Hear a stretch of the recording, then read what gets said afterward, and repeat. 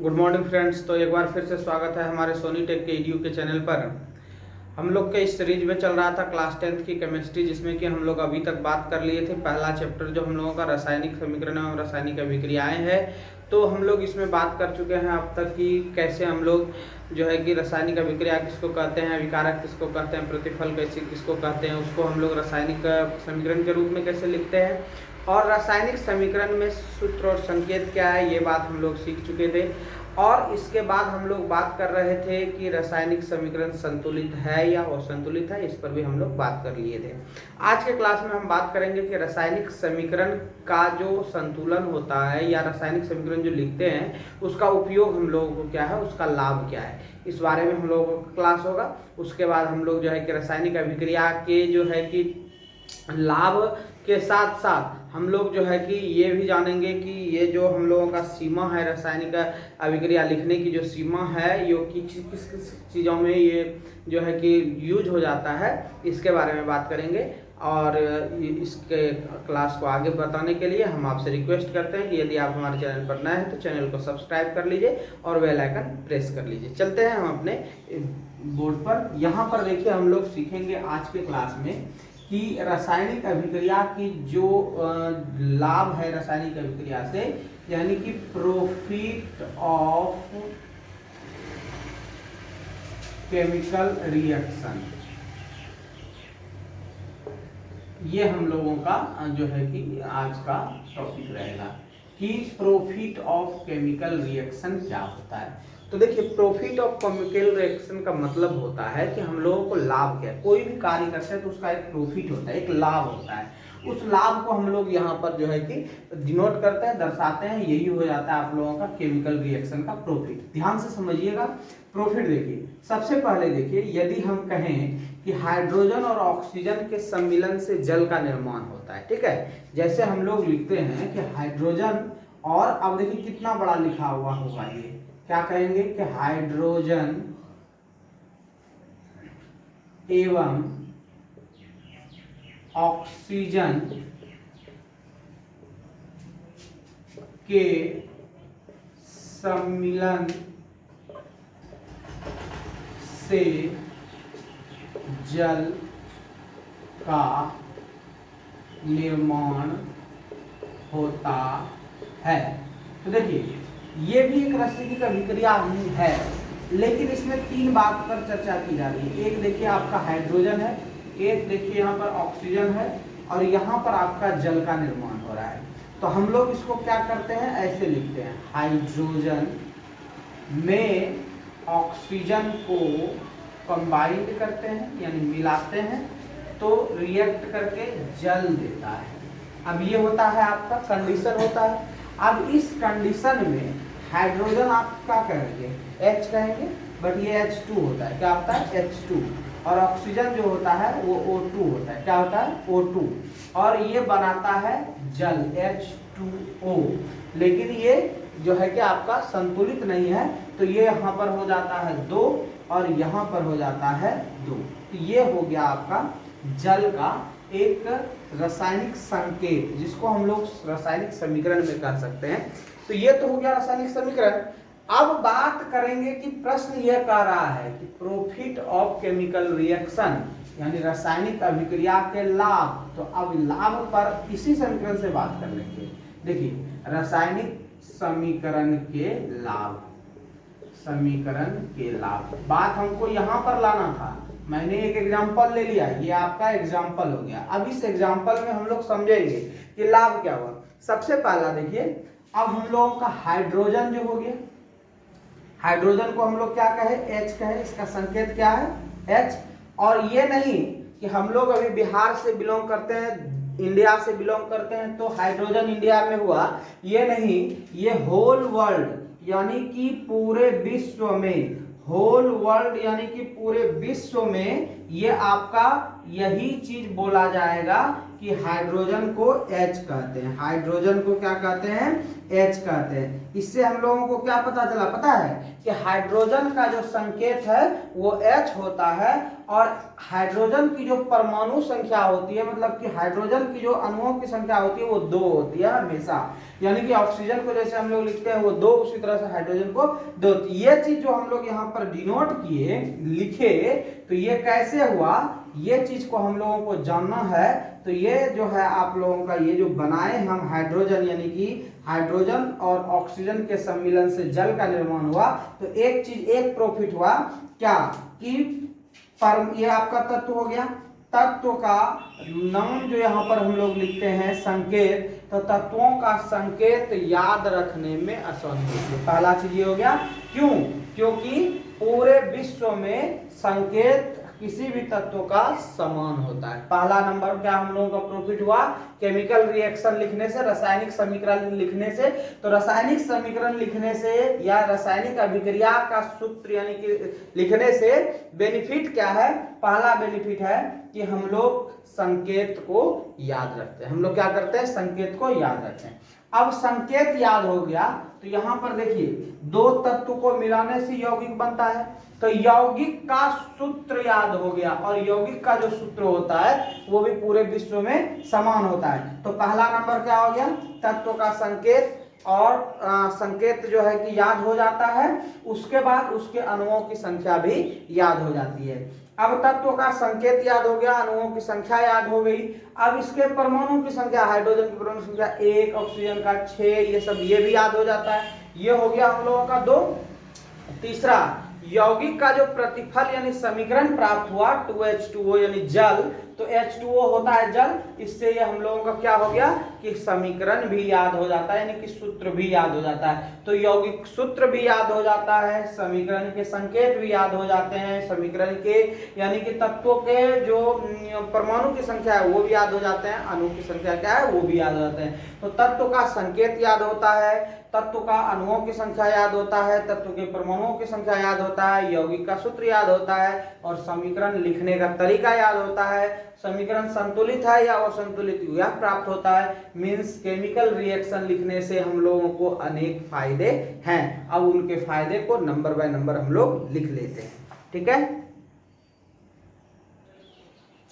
अब हम लोगों का जो प्रॉफिट है, इसमें प्रॉफिट को लिखते हैं।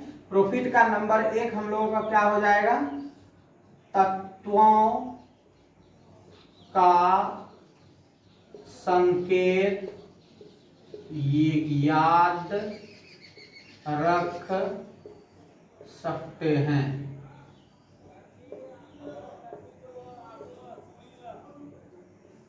पहला हो गया। दूसरा, तत्वों का अणु संख्या याद रख सकते हैं।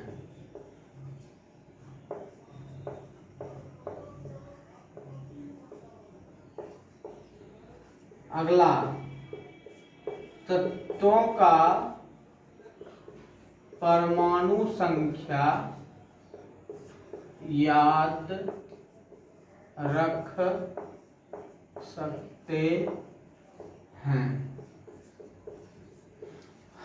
प्रतिफल यौगिक का सूत्र याद रख सकते हैं। 5, समीकरण संतुलित है या असंतुलित, इसे भी याद रख सकते हैं।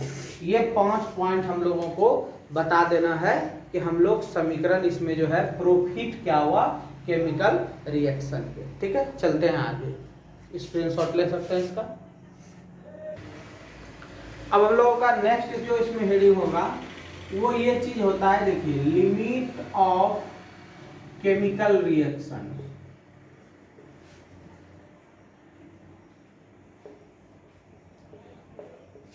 ये क्या हुआ, रासायनिक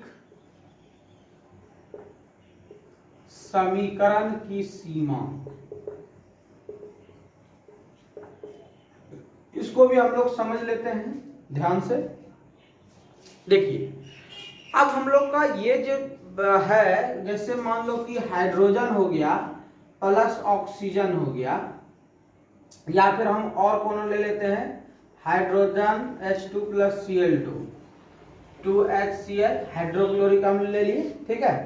तो ये जो हम लोग लिखे, देखिए इसको हम लोग कैसे बता सकते हैं कि ये ठोस है कि द्रव है कि गैस है, ये हम लोग नहीं बता सकते। क्यों नहीं बता सकते, क्योंकि यहाँ सिंपली हाइड्रोजन लिखा हुआ है और यहाँ पर क्लोरीन लिखा हुआ है। हाइड्रोजन और क्लोरीन पदार्थ की तीन अवस्था, तो तीन अवस्था में पहला हम लोग हो गया ठोस, द्रव और गैस।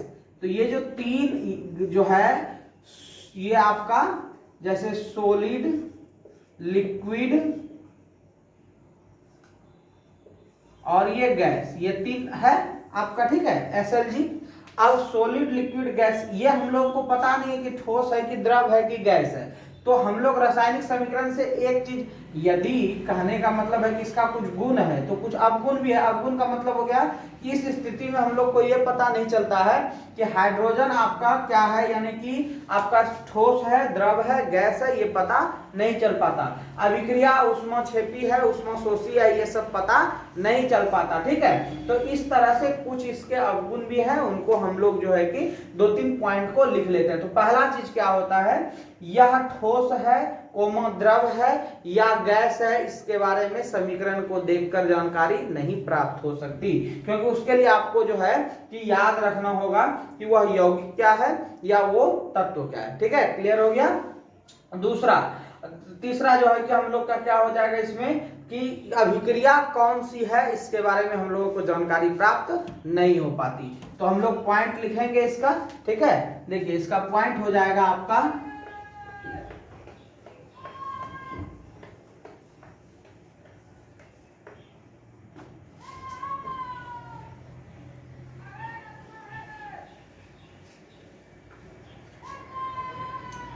पहला नंबर आपका अभिक्रिया हमें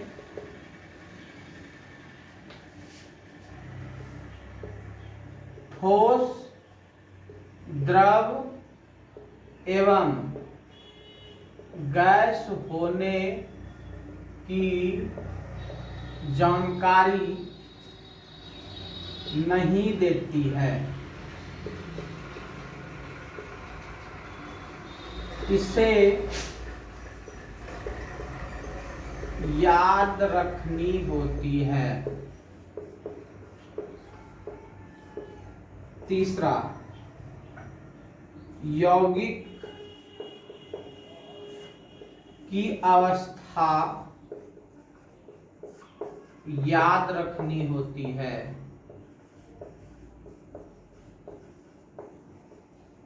चौथा, कौन सी अभिक्रिया है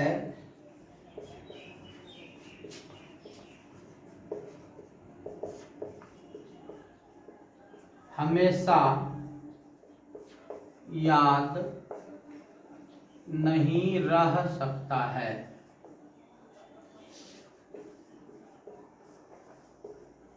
ठीक है, तो ये है हम लोगों का अभिक्रिया के बारे में कि अभिक्रिया की जो सीमा है वो क्या है। स्क्रीनशॉट लीजिए, हम लोग आगे बढ़ते हैं।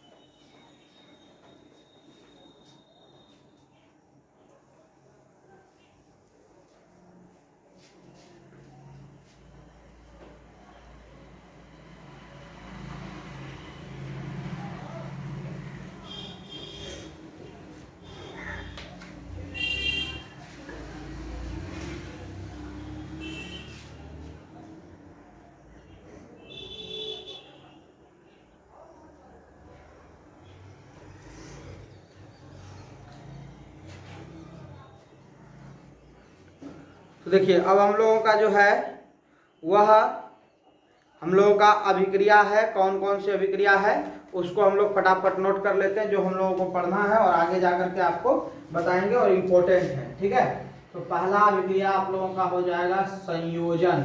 संयोजन मतलब होता है जोड़ना। ठीक है, तो इसलिए इसको हम लोग कहते हैं संश्लेषण अभिक्रिया।